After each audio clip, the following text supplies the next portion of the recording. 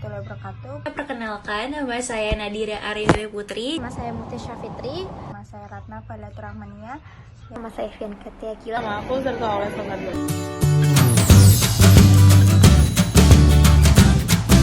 Ibnu Sina dilahirkan pada tahun 270 Hijriah atau 980 Masehi di Afsana, suatu wilayah dekat Bukhara.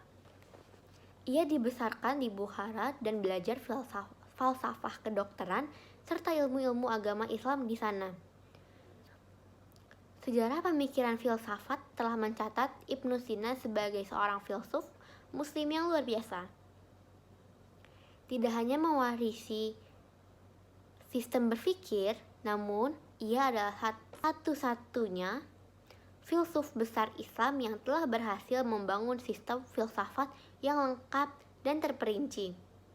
Suatu sistem yang telah mendominasi tradisi filsafat Muslim selama berabad-abad. Karyanya banyak mempengaruhi perkembangan pemikiran Islam. Ia menunjukkan dasar pijakan berfilsafat dalam tradisi keilmuan Islam dengan metode-metode yang dilengkapi dengan argumen-argumen yang ketat. Ia sangat menguasai konsep metafisika Aristoteles. Selain itu, ia juga mendalami filsafat Al-Farabi. Ia lakukan itu sebagai wujud ikhtiarnya untuk mencari kebenaran yang telah lama ia cari. Karena semua persoalan-persoalan yang ia temui selalu mendapatkan penjelasan dari jawaban yang sangat berarti. Dalam sejarah pemikiran Islam, karya-karya Ibnu Sina seringkali ditemui dengan menggunakan bahasa Arab dan Persia. Adapun karyanya yang terkenal adalah Asy-Syifa, An-Najat, dan Al-Isyarat. An-Najat adalah ikhtiar dari kitab Asy-Syifa, sedangkan Al-Isyarat merupakan ilmu tasawuf. Selain itu, ia banyak menulis karangan pendek yang dikenal dengan makalah. Pengaruh pemikiran filsafat Ibnu Sina sebagaimana halnya pemikiran dan telaah di bidang kedokteran tidak hanya tertuju pada dunia Islam, tetapi juga merambah ke Eropa. Pemikiran Ibnu Sina dapat diketahui dengan menelusuri konsep kejiwaan yang ia miliki. Diketahui buku-buku Ibnu Sina yang mengupas masalah kejiwaan bersumber dari pikiran-pikirannya yang tidak bisa lepas dari berbagai persoalan filsafat. Saat menelusuri teorinya tentang kejiwaan, mengingat Ibnu Sina sangat dipengaruhi oleh filsafat Galius, Plotinus, dan khususnya Aristoteles yang banyak ia jadikan sebagai sumber gagasannya. Namun, ini tidak berarti bahwa Ibnu Sina tidak mempunyai konsep sendiri atau pikiran-pikiran sebelumnya, baik dalam soal fisika maupun metafisika. Teori fisikanya banyak menggunakan metode eksperimen dan mengupas pembahasan dalam ranah kedokteran. Dan teori metafisikanya terdapat ke dalam dan pembaharuan yang menyebabkan ia mendekati pendapat-pendapat filsuf modern. Pengaruh Ibnu Sina dalam masalah kejiwaan tidak dapat diremehkan, baik pada dunia pemikiran Arab sejak abad ke-10 Masehi sampai akhir abad ke-19 Masehi, terutama pada Gundalicinius, Albert the Great, Thomas Aquinas, Roger Bacon, and Adam Scott. Konsep penting yang diwariskan Ibnu Sina ialah falsafah tentang jiwa. Seperti Al-Farabi, ia juga menganut paham pancaran. Maksudnya, dari Tuhan memancarkan akal pertama, kemudian akal pertama memancarkan akal kedua, dan langit pertama. Demikian seharusnya hingga tercapai akal ke-10 dan bumi. Akal pertama adalah malaikat tertinggi, sedangkan akal ke-10 adalah Jibril. Menurut Ibnu Sina, akal pertama memiliki dua sifat. Pertama, sifat wujudnya sebagai pancaran dari Allah. Kedua, sifat mungkin wujudnya sebagai ditinjau dari hakikat dirinya atau necessary by virtual dan necessary being and disposable in essence. Ringkasnya, Ibnu Sina mempunyai 3 objek pemikiran, yakni Tuhan, dirinya sebagai wajib wujudnya, dan dirinya sebagai mungkin wujudnya.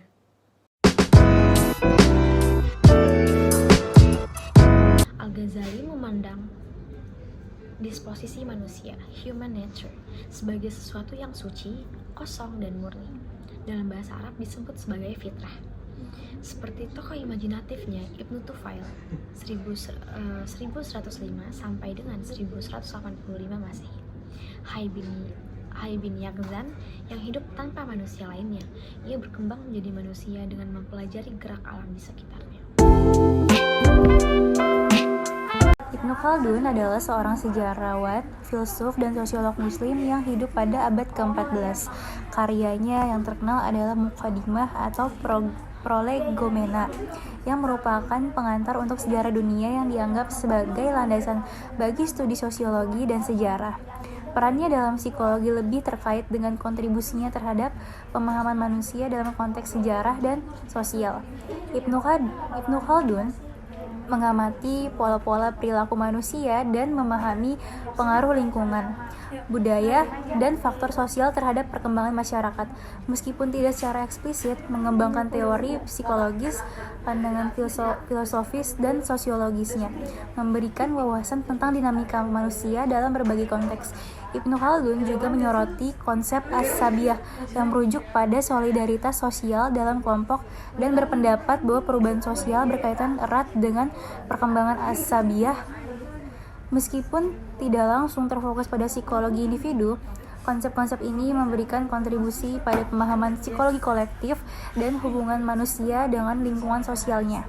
Karya Ibnu Khaldun sendiri ada Muqaddimah dan Kitab Al-Ibar.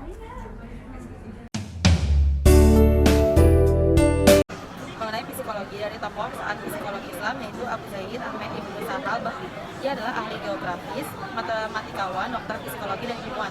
Lahir pada tahun 850 Masehi di Samistian di provinsi Balkh, Khorasan Besar, adalah murid Al-Kindi. Dia juga mendirikan sekolah pemetaan terestrial di Baghdad. Al-Bakri diyakini sebagai orang pertama yang mendiagnosis bahwa penyakit mental dapat menyebabkan penyebab psikologis dan fisiologis. Dia adalah orang pertama yang menggambarkan 4 jenis gangguan emosional: ketakutan dan kecemasan, kemarahan dan agresi, kesedihan dan depresi, dan obsesi. Dalam psikologi Islam, konsep kesehatan mental dan kebersihan mental diperkenalkan oleh Abu Zaid Al-Bakri yang sering mengaitkannya dengan kesehatan spiritual.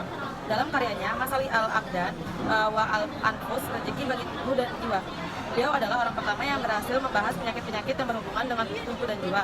Dia menggunakan istilah al-tib al-rohani untuk menggambarkan kesehatan spiritual dan psikologis, dan istilah tib al-qalb untuk menggambarkan pengobatan mental. Dia mengkritik banyak dokter pada masanya karena terlalu menekankan bahwa penyakit fisik dan mengabaikan penyakit psikologis atau mental pasien, dan berpendapat bahwa karena konstruksi manusia berasal dari jiwa dan tubuhnya, maka keberadaan manusia tidak akan sehat tanpanya. Istibak, jalinan atau keterikatan jiwa dan tubuh.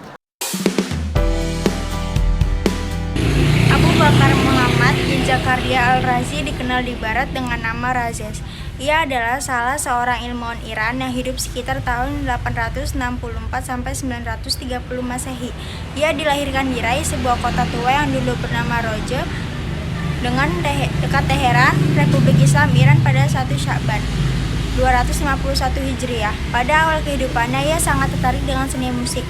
Namun demikian ia juga tertarik dengan ilmu-ilmu pengetahuan lainnya, sehingga kebanyakan masa hidupnya dihabiskan untuk mengkaji ilmu kimia, filsafat, logika, matematika, dan fisika. Meskipun di barat ia lebih dikenal sebagai ahli kedokteran, akan tetapi karya filsafatnya cukup mengagumkan. Al-Razi merupakan seorang tokoh filsafat Islam yang banyak menimbulkan kontroversi dalam bidang ilmu filsafat. Sikap dan pemikirannya cenderung ke pemikiran dan teori filsuf Yunani kuno seperti Plato. Karena itulah banyak di antara filsuf Muslim yang tidak setuju dengan sebagian pendapat yang pro-Platonisme. Kendati demikian, Al-Razi tetap ditempatkan dalam daftar filsuf Muslim terkemuka. Kontribusinya yang besar dalam bidang medis dan kimia sangat berharga bagi generasi setelahnya. Adapun untuk bidang filsafat, Al-Razi memberikan sumbangan besar dalam menguraikan filsafat logika, metafisika, moral, dan kenabian dengan cara yang rasional dan harmonis. Karena itulah Al-Razi terkenal sebagai seorang filsuf yang rasional dan murni.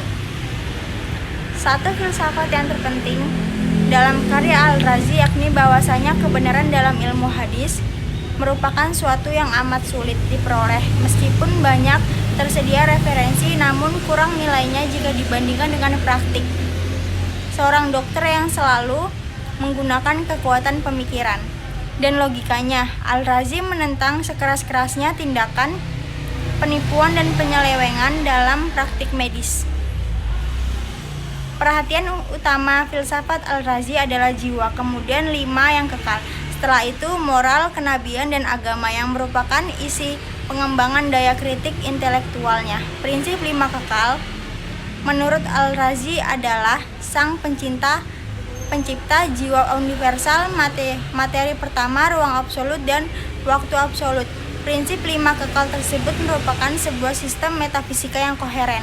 Sistem tersebut mencerminkan daya kecerdikan Al-Razi sebagai pembenaran terhadap tesis filosofis bahwa di dunia ini diciptakan sekaligus obat bagi kebingungan para filsuf. Selain dalam bidang filsafat, Al-Razi juga memberikan kontribusi besar dalam bidang kimia dengan adanya kitab Al-Asrar, The Book of Secrets.